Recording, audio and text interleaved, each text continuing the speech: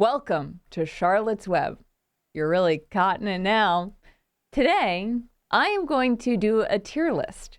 This is something that the Gen Z does, and I have seen on the internet, and I'm going to give a try so I don't age out of my job. Okay, we're going to rank contestants from season 6 of Love is Blind. If you couldn't tell, I'm sitting in a pod. Just kidding, haha, I would never ever do that.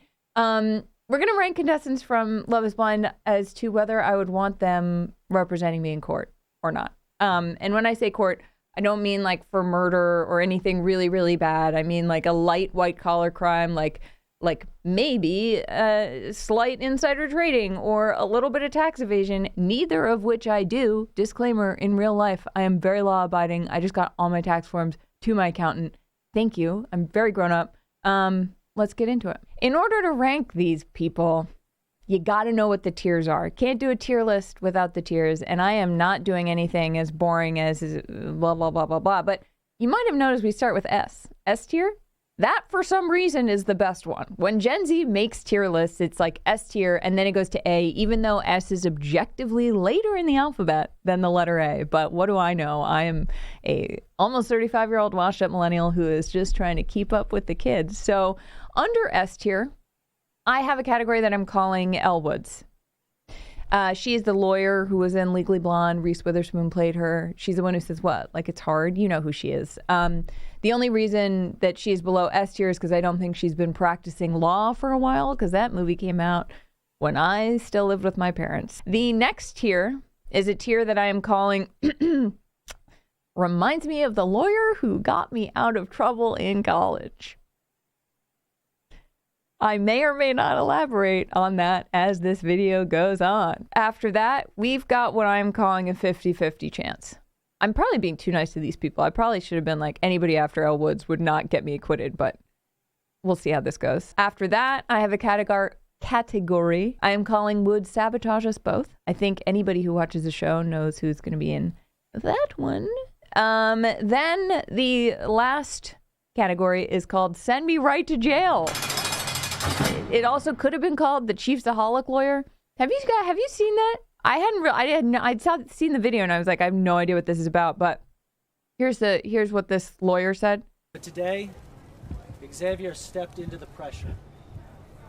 He took responsibility for his actions. He stood up in court, humble and repentant, and admitted what he had done. He is a lawyer of a guy who is wearing a wolf mask to Chiefs games and then wearing the same wolf mask to rob banks. Some galaxy brain stuff, folks. His lawyer does not seem like somebody I would want to pay any money. We have producer Thomas in the control room who's going to help me out and surprise me. Whoa, there they all are with who I have to rank first. So let's see what we get. Oh my God. Is that Matthew? Do you guys remember Matthew? I forgot about Matthew. Matthew seemed like he was going to be a big part of the story in the beginning of this season. People were saying that he had sort of serial killer vibes, which is mean, but also not entirely inaccurate, because he didn't really speak when he was hanging out with the guys in the men's quarter. Men's quarter? Can we talk about the terminology Love is Blind uses? It's like, are you in the barracks in World War II? Like, what is happening? Anyway, so the guys were all like, this dude is weird. But then he would get into the pods and he managed to convince 2 women to fall in love with him.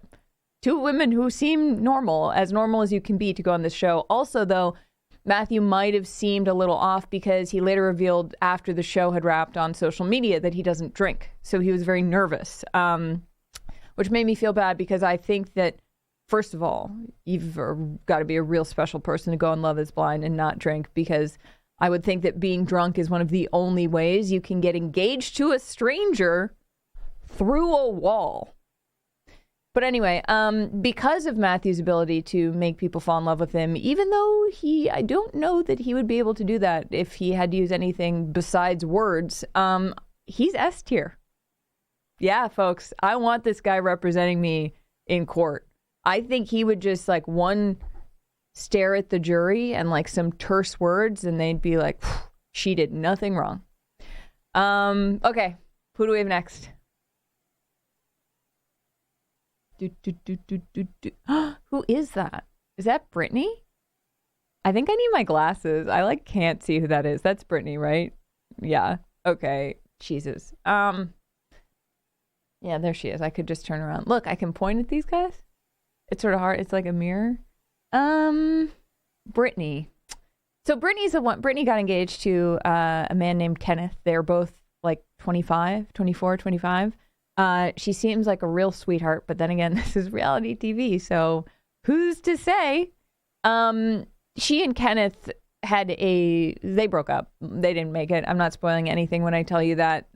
Brittany kept being like, hey, I would love it if you loved me. And he kept being like, it's interesting that you want me to love you because you might not seem like you're loving me. And she's like, what? I was asking you to love me. So Brittany lost every single argument. Every single one.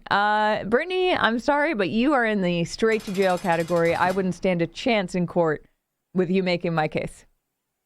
Okay, who's next? I love this. This is so fun. Oh my God. Who is that? Kenneth. Oh, speaking of Kenneth, Kenneth is the one who got Brittany to crumble under any kind of conflict. He is also remarkably calm, cool, and collected. Like, he broke up with Brittany, or she sort of broke up with him, or she was saying that she was sad about the way he was treating her, and then it turned into he just ended their engagement, and then he said, you good?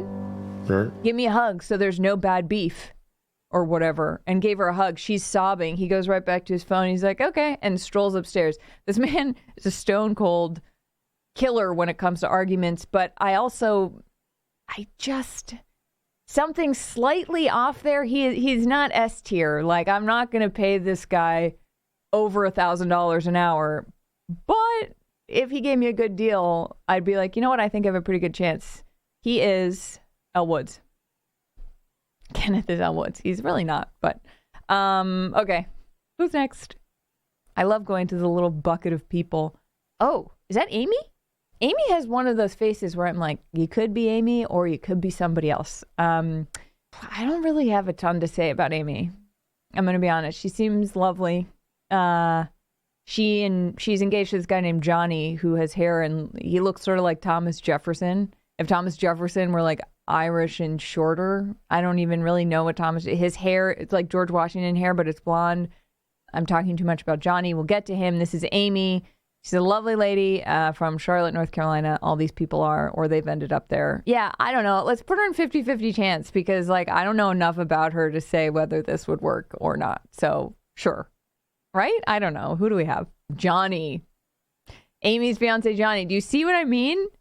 Do you see what I mean? He's got that hair. Like, he looks like if you put him in short little pants and an old-timey jacket and gave him a musket, he could be like a Minuteman at Patriots games. This man, he can't speak that well. I'm just going to be honest. I've never seen a contestant on this show use words wrong more. Like, he uses words that just don't mean what he says. He would be trying to say, like, to be honest with you, and he'd be like, to be emphatic with you, and it's just like, that's not what that means, Johnny. He's also mixed up a bunch of sayings. I wish I could remember them off the top of my head right now. Sweet kid, though. Sweet kid. Sorry, Johnny. Straight to jail. You're not getting me out of shit. Oh, Laura. Oh, my God. Laura. I don't know what her last name is. I don't know any of their last names. Doesn't Laura look like a lawyer? Like, look at that picture. She is... Did I look at the... I have to look that way. Laura looks like a lawyer. Laura looks like a lawyer who still uses the hashtag girlboss in 2024. She's like, I will get you out of whatever problem you have, and we can go to Pilates afterwards. She's mean, man. I'm going to be honest. Laura's engaged to this guy named Jeremy, who spells his name Jeramy, which should have been the first red flag, other than the fact that you're getting engaged to someone through a blue wall. But as I've said, maybe everybody's just a little bit drunk. She annihilated Jeremy. You weren't at the parking lot of Lost and Found. Because Jeremy tried to pretend that he was not out with another woman. He fell in love with two women in the pods, Laura and Sarah Ann. Laura's right here. She was at home while Jeremy went out and went to Sarah Ann's house until 5:30 in the morning. And when he came home, she was like, hey, were you at the bar that whole time? He was like, we sat in the parking lot and talked. And she was like, oh, did you? And he was like, mm-hmm. And he had sunglasses on and this dumb hat. The sunglasses hat combination that the gentlemen this season are wearing are, someone get these men a stylist ASAP. But anyway, she's like, take off your sunglasses. So he does. And she's like, I know that you weren't in the parking lot because you shared your location with me. So I checked where you were, and it turns out you were where Sarah Ann lives. Granted, that's not rocket science. It probably says more about how dumb Jeremy is than how smart Laura is, but she really just put together a very emotionless, quick, concise cross-examination. S tier, baby, yeah. If I could choose anybody from Love is Blind Season 6 to represent me in court, it would be Laura. She also, the meanness you want in a lawyer. I don't want a nice lawyer. I don't want a lawyer who makes other people like feel good about themselves. I want them to come out of there feeling like shit. Okay, who's next? AD all day, as Clay would say. AD is engaged to Clay. She almost got engaged to Matthew, though. Look at that. There he is. But then I think everybody was like, he seems a little weird. And so she went with Clay. I'm trying to think of the arguments that she and Clay have had. She's been pretty good. Most of their arguments, though, have been Clay being like, hey, I'm really scared that I'm going to cheat on you. And AD being like, I hear you, and I think we should keep fighting. And she sort of mind tricks him into like sticking with it. I do like the way that he's honest with her because it's sort of funny.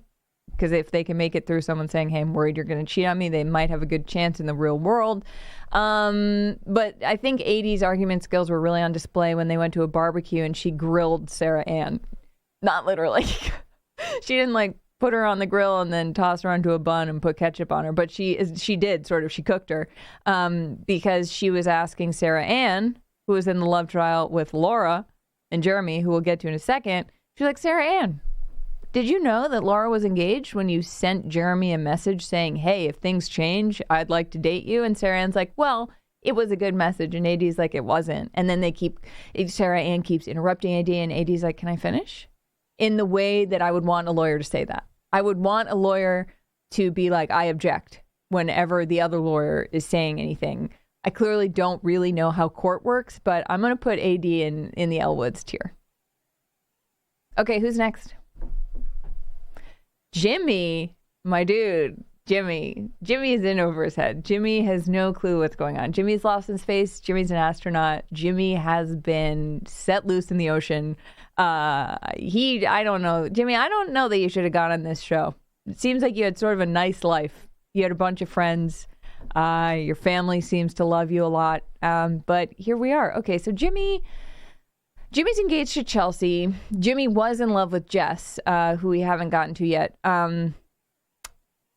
Jimmy broke up with Jess because Jess told him she had a child and she was a single mom, but she told him this after they had started falling in love, and Jimmy got so spooked. So he goes with Chelsea because Chelsea told him she looked like Megan Fox. Megan Fox? You're saying you look like Megan Fox? Which we'll come back to. She doesn't. So Jimmy, I would say he and Chelsea have a lot of arguments, and their arguments make me feel like someone put my brain into a blender, dumped that out into a washing machine, and then stuck it in a salad spinner. That's how much sense these people make when they talk to each other. But Jimmy usually sort of manages to kind of sound more logical than Chelsea, which is a wild thing to say because he doesn't sound that like, Jimmy reminds me of the lawyer who got me out of trouble in college. All I'm saying, Jimmy feels like a guy who maybe has shaken enough hands in his small town to convince the DA that if a college student, say, was charged with having a fake ID, which that said college student didn't know was a felony, feels like Jimmy could maybe get said student out of trouble by telling the DA that she's a good kid, and maybe the DA would be like, oh, what if said college student donated money to a youth center and we expunge her record, and said college student was like, cool, take all of my money from my summer job, and she no longer has anything on her record. I don't know if I should have said any of that out loud, but here we are. It was in the past and it didn't happen to me. That was my friend. So Jimmy, There we go. The lawyer who got my friend out of trouble in college is what that should say. Okay, can we move on? Who's next? Jess. Jess is Elle Woods. Put Jess right in that Elle Woods category. Jess pretty much verbally slaughtered Jimmy when he broke up with her. She said, you're going to choke when you see me, insinuating that she's very hot because she is. She said, you're going to choke. You're going to need your EpiPen when you finally meet me. And Jimmy was like, what? And didn't know how to handle it. And Jess gave this whole speech, and she wore a black dress, and she was just like, I poured my heart out to you. I gave you a letter that I wrote to the man who would be my future husband, which, can we talk about that? That's sort of that is a wild thing to do. And then to give it to someone on a dating show. I think she probably wrote that letter for the show. Gonna venture to take a guess. She's pretty convincing. She's savvy. She's manipulative in the way that, like, not necessarily in a bad way, but she can get people on her side. Also, she's hot. And I feel like people usually believe hot people. Like if Jess were to say to a jury the same thing that, say, Matthew said to a jury, the jury would be like, I'm going to believe Jess. Jesus, well then should I move Matthew out of the S tier? No. Leave him there. He's too intense. He's so intense that he stays in the S tier. I actually think they would believe him over Jess. Jess stays in Elle Woods. Also, man, I hope she shows up at that wedding in the finale. I hope Jess just crashes into Jimmy and Chelsea's wedding and Jimmy marries Jess instead. Okay, who's next? Oh my God. She's finally here, folks. She's here and she's perfect. Chelsea Blackwell. Chelsea has taken up so much airtime of the show that I actually know her last name, which is terrifying to me. I'm like, do you know how many brain cells have died in my skull over the course of the hours and hours that I have devoted to people that I do not know? But you know what? It's fun. I love it. Well, I'm going to be honest. I built one category for you and you alone, and that is would sabotage us both. Thank you so much. Let's drop her right in there. This woman drives me up a blue wall separating two pods, if you will. She picks fights with Jimmy that are the most asinine things. He went out. First of all, this is reality TV once again. I don't know what's true. I don't know how this scene was edited. But if we take it at face value, at how they presented it to us, Jimmy came home and he was like, hey, I was out for an hour and a half with my friends because it was one of my friends' birthdays. And Jimmy claims he hasn't gone out the entire time that he and Chelsea have been together up to this point. He comes home and Chelsea's sort of slurring her speech. You're like, has she had something to drink? Turns out she had. She had dirty martinis and got into a fight that was one of the dumbest fight. Like, talk about, this isn't even like brain in a blender into a washing machine into a salad spinner. This is brain into one of those centrifuges that they use to separate atoms. This was like, I came out of there being like, I'm 10,000 times dumber than I was before I watched this argument, and I also have no idea what happened. But basically, Chelsea was like, I'm worried you don't love me. And Jimmy's like, no, I love you so much. And she's like, I can tell you don't love me. You hate me. And he's like, what is happening? And she's like, I just want to be loved for who I am. I don't want to be with someone who does that. And he's like, who does what? And she's like, who goes out? I don't want to be with someone. And he's like, I was out for literally an hour and a half. And she's like, I deserve better. Folks, what are we doing? She would stand up in court and she would be like, her opening statements, the judge would go to her and she would be like, Your Honor, my client definitely did it, and I should be disbarred. So really, she should be below straight to jail, but I don't know. I feel like she does Jedi mind trick Jimmy enough to stay engaged to her that I mean, it might not be straight to jail, but it's like basically straight to jail. Jeremy with an A. You, my friend, lack the logic skills that you would need to. I mean, Jeremy, can I be real with you for a second? What were you doing? Why did you go to Sarah Ann's house and choose to share your location with your fiance to prove to her that you weren't there? You were like, hey, I wasn't there, and then handed her evidence that you were there. So straight to jail, my dude. Straight to jail. Although the scene where you, Jeremy, rode jet skis with Sarah Ann at the end of the barbecue episode, they had this camera, for those of you who haven't seen it, which If you're still watching this and you haven't seen Love is Blind, thank you so much. I love you.